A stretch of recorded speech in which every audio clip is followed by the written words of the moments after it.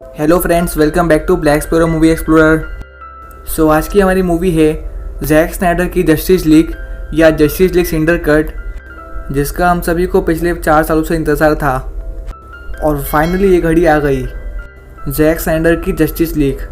जो कि पूरे 4 घंटे 2 मिनट की फिल्म है और इसकी IMDb रेटिंग है 8.9 आउट ऑफ 10। और इस मूवी को स्टार्ट करने से पहले एक बात क्लियर कर दूं कि अगर आपके पास टाइम का शॉर्टेज है और आपके पास 4 घंटे 2 मिनट नहीं है तो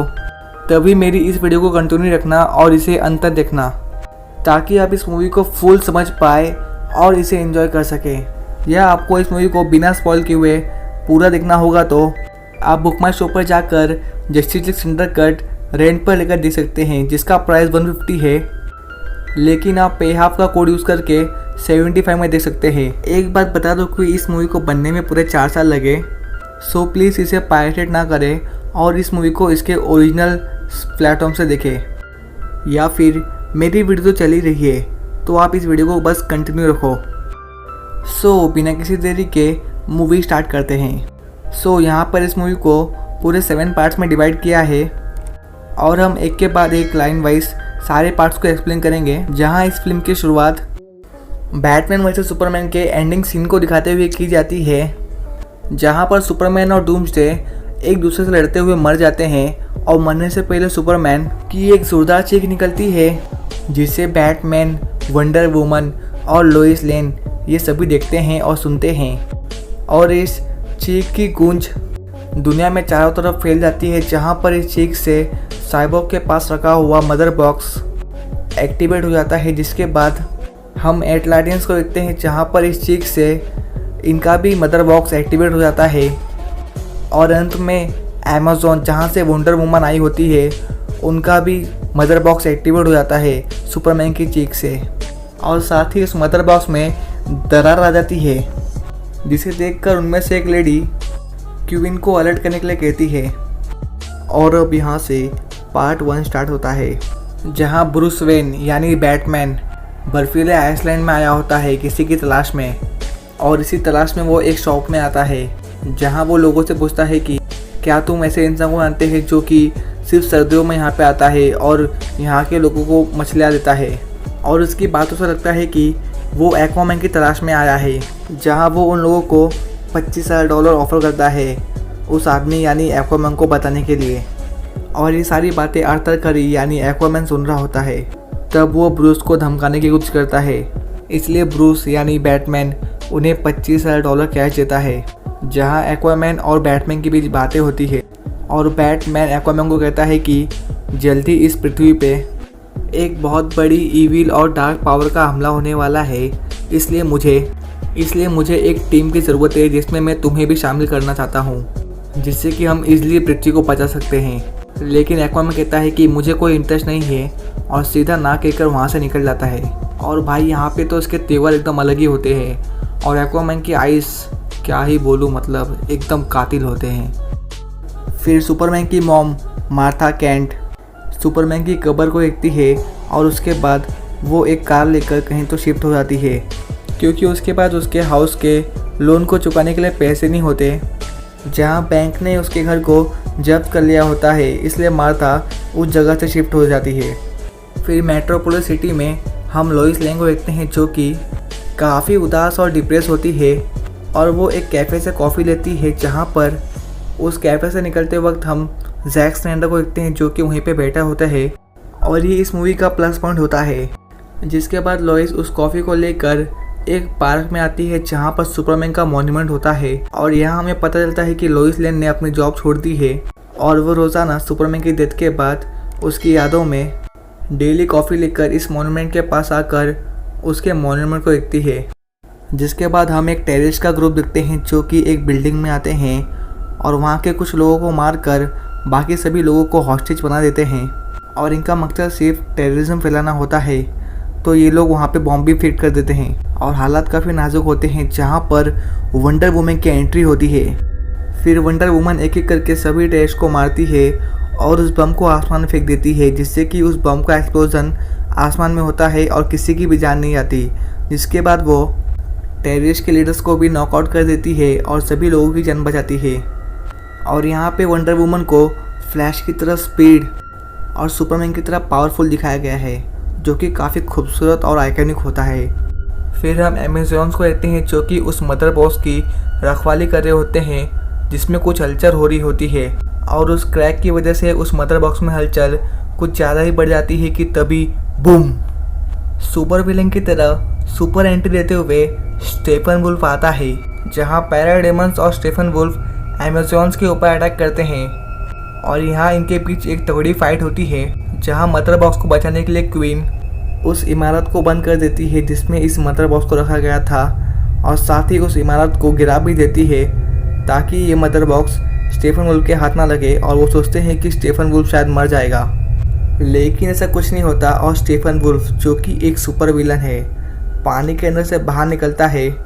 और फिर से एक बार क्वीन और उसके साथियों से लड़ता है। एंड फाइनली उसके पास अमेज़ॉन्स का पहला मदर बॉक्स हाथ लग जाता है, जिसे लेकर वो टेलीपोर्ट हो जाता है। और यहाँ पर इस फाइट में कई सारे अमेज़ॉन्स की मौत भी हो जाती है, जहाँ पर इनकी क्वीन एक एरो ऑफ वार्निंग चलाने को कहती है, जिससे कि वो अपनी बेटी वंडर वुमन को बता सके कि एक बहुत बड़ा खतरा आने वाला है। इसलिए ये लोग उस एरो ऑफ वार्निंग में आग लगाकर एक प्लेस की ओर चलाते हैं जो कि श्रीन ऑफ अमेज़न होती है, जहाँ पर इस एरो से वहाँ एक बहुत बड़ा आग लग जाता है। और यहीं पर पार्ट 1 ख़त्म होता है। Part 2 the age of heroes. Steppenwolf अपने फर्स्ट मदर बॉक्स को लेकर एक न्यूक्लियर पावर प्लांट पर पहुँचता है जो कि वीरान और खाली होता है, जहाँ वो पैराडीमंस को बाकी बचे हुए दोनों मदर बॉक्स को ढूंढने का ऑर्डर देता है। इसलिए पैराडीमंस एक लेबोरेटरी में आते हैं, जहाँ पर वो मदर बॉक्स की तलाश में एक आदमी को किडनैप कर लेते हैं। और ये बात जब साइबोर्ग यानी विक्टर स्टोन के पिता सायरन स्टोन को पता चलती है, तो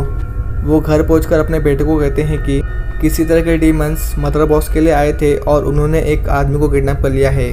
तो हो सकता है कि वो मदर बॉक्स के लिए तुम्हारे पास तक आ सकते हैं, इसलिए तुम संभल के रहो। तो वहीं वंडर वुमन को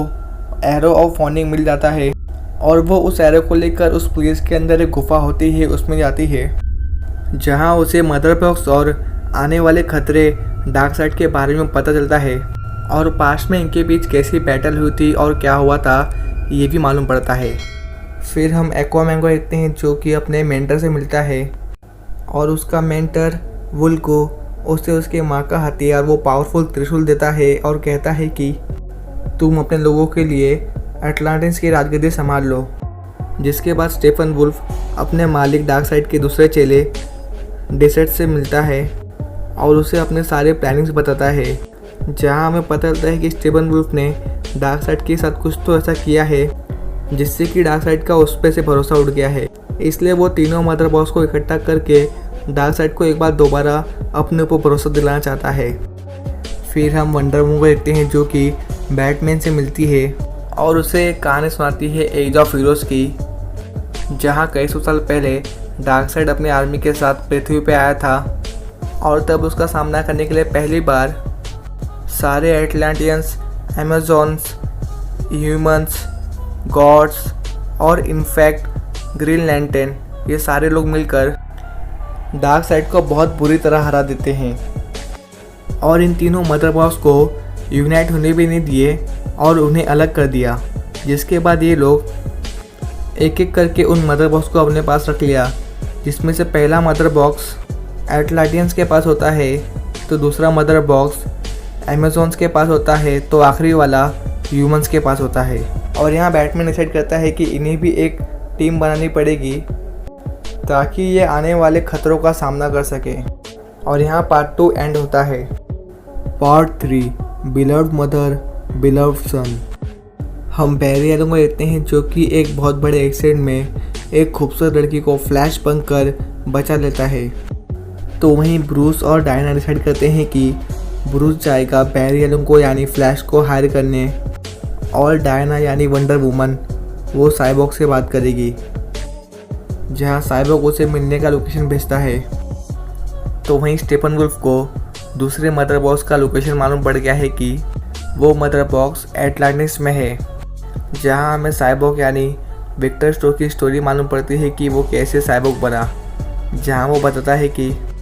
वो स्कूल में रग्बी डे का कैप्टन था और उसकी टीम मैच में जीत जाती है जहाँ पर उसकी मॉम होती है और ये लोग घर जा रहे होते हैं जहाँ इनका एक्सीडेंट हो जाता है। तब इसके डैड साइमन स्ट्रो को पता चलता है कि उनकी वाइफ और विक्टर स्ट्रो की माँ की मौत हो चुकी है और विक्टर भी काफ़ी क्रिटिकल हालत में होता है, जहाँ पर इसके डैड मदर बॉक्स की मदद से विक्टर को एक न्यू लाइफ देते हैं, जहाँ पर विक्टर अब एक साइबोर्ग बन गया है जिसके पास कई सारी एबिलिटीज़ होती है। और विक्टर स्टोर यानी साइबोर्ग वो हवा में उड़ सकता है और दुनिया में किसी भी सॉफ्टवेयर या किसी भी चीज़ को वो हैक कर सकता है, भले ही वो सैटेलाइट हो या न्यूक्लियर बम हो। और उसके पास दुनिया का सारा ज्ञान है और साथ ही साथ वो दुनिया का सबसे तेज़ और फास्टेस्ट एआई कंप्यूटर बन चुका है, वो भी काफ़ी ज़्यादा पावरफुल हथियारों के साथ। जहाँ वो एक गरीब औरत की मदद करता है उसके अकाउंट का पैसा बढ़ाकर, क्योंकि उसके पास पैसे नहीं होते अपने बेटे को खिलाने के लिए। तो बैरी एलन अपने फादर से मिलने जेल में आता है जिनके ऊपर अपने वाइफ का मर्डर करने का इल्ज़ाम लगा होता है, पर बैरी जानता है कि ऐसा कुछ भी नहीं है और उसके पापा इनोसेंट है। इसलिए बैरी क्रिमिनल जस्टिस पढ़कर अपने फादर को छुड़ाना चाहता है, जहाँ उसके फादर कहते हैं कि तुम लाइफ में आगे बढ़े और अगर तुम्हें मैं रोक रहा हूँ तो तुम मुझसे भी मिलना बंद कर दो, लेकिन बस तुम लाइफ में आगे बढ़ो। और इस बात से बैरी काफ़ी ज़्यादा दुखी है। जहाँ बैरी अपने घर पहुँचता है तो वो वहाँ पर बैटमैन को पाता है, जहाँ ब्रूस वेन यानी बैटमैन बैरी के ऊपर एक बैटमैन का सिंबल फेंकता है, लेकिन बैरी उस सिंबल को कैच करके बैटमैन को देता है, जहाँ बैटमैन समझ जाता है बैरी यानी फ्लैश काफ़ी ज़्यादा तेज़ है, इसलिए वो उसे अपनी टीम में आने का ऑफ़र देता है, जिस पर बैरी बिना कुछ सोचे समझे हाँ कह देता है। पर वो ब्रूस को उसकी पावर पूछता है, जिस पर ब्रूस कहता है कि आई एम रिच,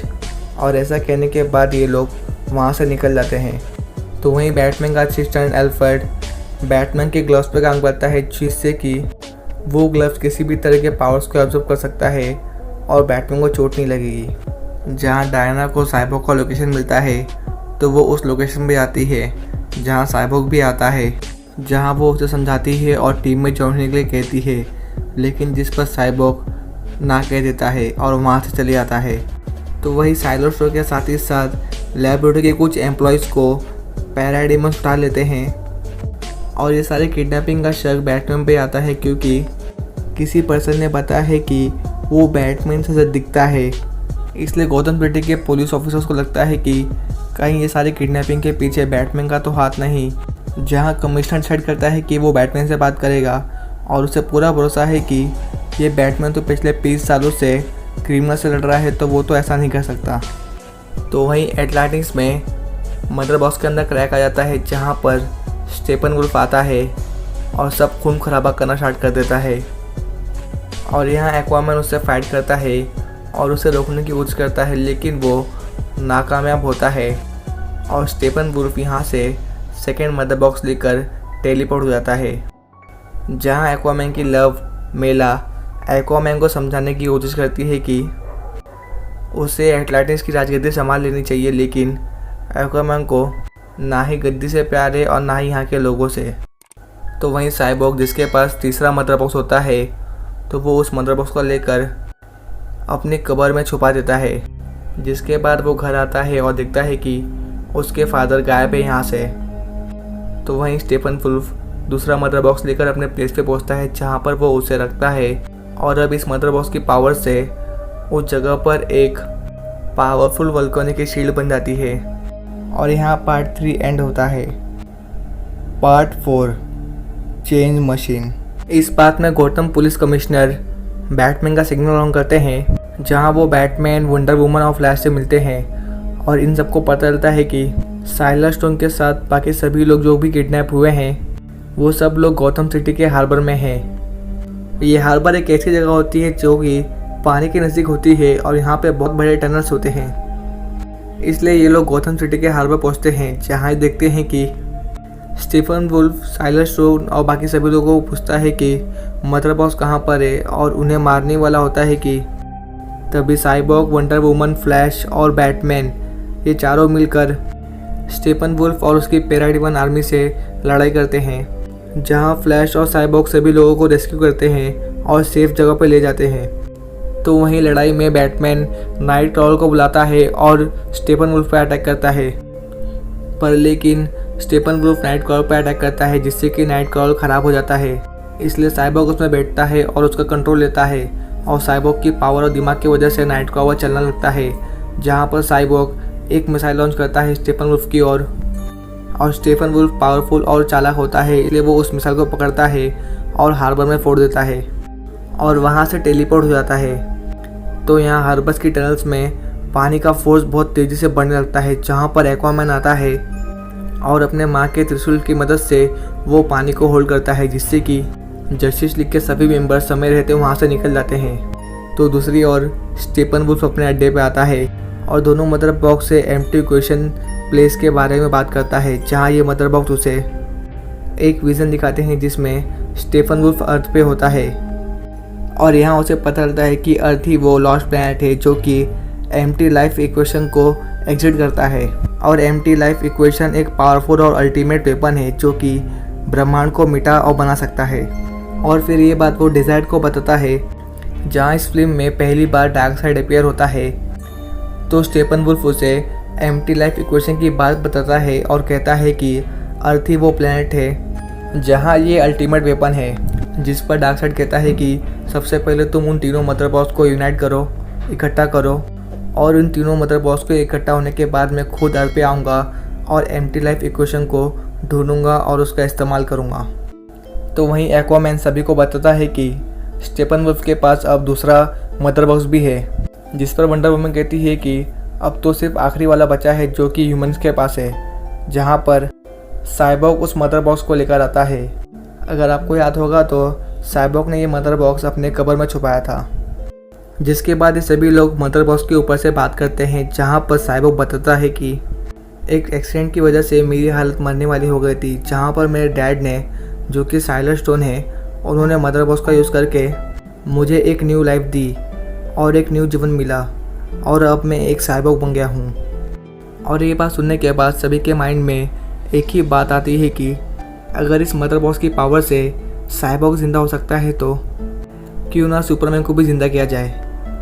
और अब इनके पास एक होप होता है और यहाँ पे सभी लोग डिसाइड करते हैं कि ये सब लोग मिलकर सुपरमैन को ज़िंदा करेंगे। जिसके बाद हम मेट्रोपोलिस में मार्था को देखते हैं जो कि लोइस से मिलने आती है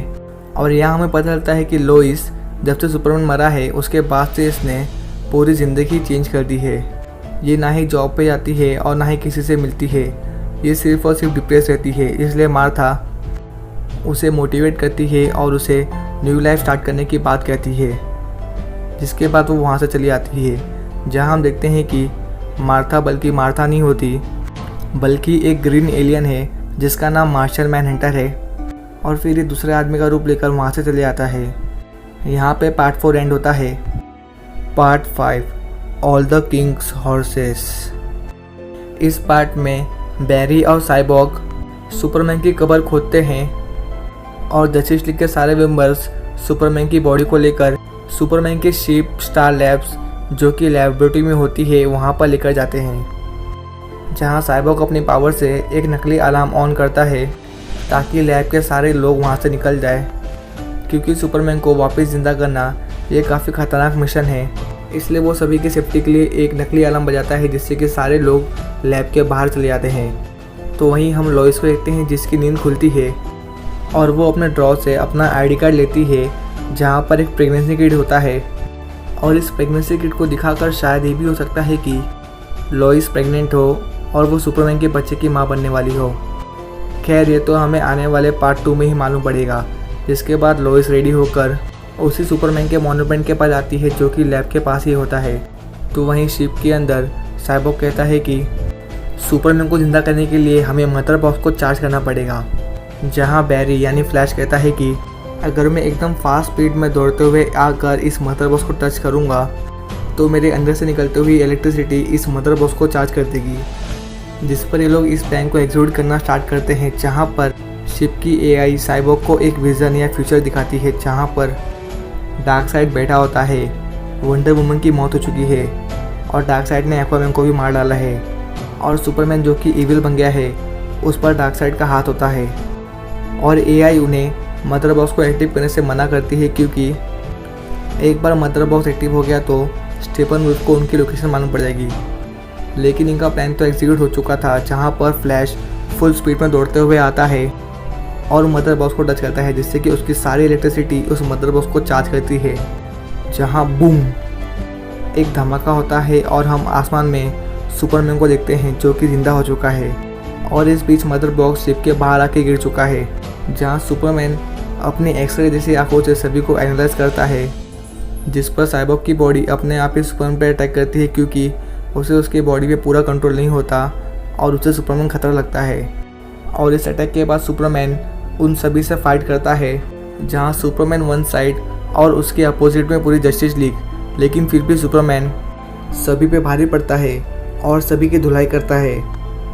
तब उसे बैटमैन दिखता है और मरने से पहले उसने बैटमैन से फाइट की थी, इसलिए वो बैटमैन को रिकॉग्नाइज कर लेता है और उसे भी एनिमी समझकर उस पर अपनी लेज़र बीम यूज़ करता है, जहां बैटमैन के ग्लव्स उस लेज़र बीम की पावर को एब्जॉर्ब कर लेते हैं। और सुपरमैन बैटमैन को मारने ही वाला होता है कि तभी वहां पर लोइस लेन आती है और अपने प्यार लोइस को देख वो शांत हो जाता है और लोइस के गले मिलता है और उसे लेकर उड़ जाता है। जिस बीच साइलर स्टोन मदर बॉक्स को लेकर लेबोरेटरी में जाता है और हम देखते हैं कि मदर बॉक्स के एक्टिव होने की वजह से स्टीफन वुल्फ यहाँ पे आ जाता है, जहाँ साइलर स्टोन मदर बॉक्स को लेज़र की मदद से तबाह करने की कोशिश करता है। लेकिन तभी वहाँ पे स्टीफन वुल्फ आता है और मदर बॉक्स को डिस्ट्रॉय करने की कोशिश में साइलर स्टोन की मौत हो जाती है। पर मदर बॉक्स सिर्फ सुपर हिट होता है और बाकी कुछ नहीं होता, जहाँ पे स्टीफन वुल्फ इस आखिरी मदर बॉक्स को लेकर टेलीपोर्ट हो जाता है, जहाँ साइबॉर्ग आता है और अपने फादर को ना बचाने के गम में बहुत रोता है। लेकिन तभी उसे समझता है कि उसके फादर ने जानबूझ के खुद का सेक्रीफाइस किया, क्योंकि वो मदर बॉक्स को डिस्ट्रॉय करना नहीं चाहते थे, बल्कि लेज़र की मदद से उस मदर बॉक्स को सबसे हॉट मटेरियल बना दिए, ताकि जस्टिस लीग उसे ट्रैक कर सके और स्टीफन वुल्फ के अड्डे पर जा सके, क्योंकि मदर बॉक्स को डिस्ट्रॉय करना तो इम्पॉसिबल ही है। And here part 5 ends. Part 6 something darker. यहाँ सुपरमैन लोइस को लेकर अपने माँ के घर आता है और अब धीरे धीरे उसको मेमोरीज वापस से याद आने लगती है। और फिर सुपरमैन अपनी असली माँ मार्था से मिलता है और यहाँ पर एक इमोशनल सीन क्रिएट होता है, जहाँ पर सुपरमैन अपनी माँ को कहता है कि उन्होंने मुझे फिर से ज़िंदा किया और आखिर क्यों ज़िंदा किया ये मुझे पता लगाना है। तो वहीं जस्टिस लीग के बाकी सभी लोग स्टीफन वुल्फ की लोकेशन का पता लगाते हैं और उसे हराने के लिए बैटमैन की जेट में बैठकर सभी लोग निकल जाते हैं। तो वहीं स्टीफन वुल्फ अपने अड्डे पर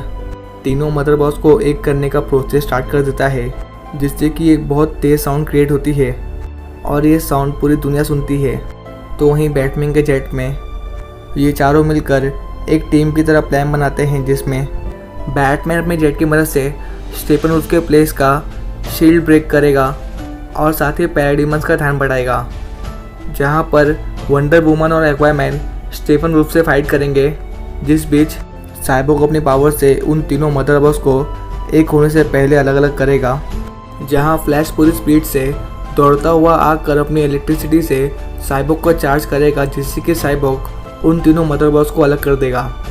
और इस तरह इस प्लान से ये लोग स्टीफन वुल्फ को डिफीट करेंगे। तो वहीं सुपरमैन अपने शिप स्टारलेस में आता है, जहां पर हम सुपरमैन को ब्लैक सूट वेयर करते हुए देखते हैं। और इस सूट को पहनने के बाद सुपरमैन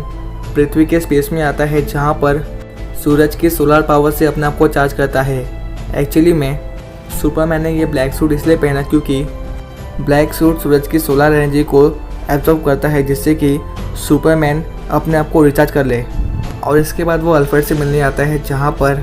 शायद वो उससे स्टीफन वुल्फ और बाकियों का लोकेशन पूछने आता है। तो वहीं ये चारों स्टीफन वुल्फ के लोकेशन पे पहुंच जाते हैं और जैसा कि ये लोग ने प्लान किया था वैसा ही ये लोग प्लान एग्जीक्यूट करते हैं, जहां पर बैटमैन स्टीफन वुल्फ के प्लेस के शील्ड को ब्रेक करता है और अपना जेट लेकर पैराडाइमस पर अटैक करता है, जिससे कि पैराडाइमस का ध्यान उसकी तरफ आता है, जिससे कि अब इनके बीच एक वाइल्ड फाइटिंग स्टार्ट हो जाती है, जिसमें बैटमैन, वंडर वुमन, एक्वामैन और फ्लैश और साइबॉर्ग ये पांचों मिलकर एक साथ एक के बाद एक सारे पैराडाइमस को ख़त्म करते हुए आगे बढ़ते हैं। और ये सीन तो क्या ही बोलूँ, मतलब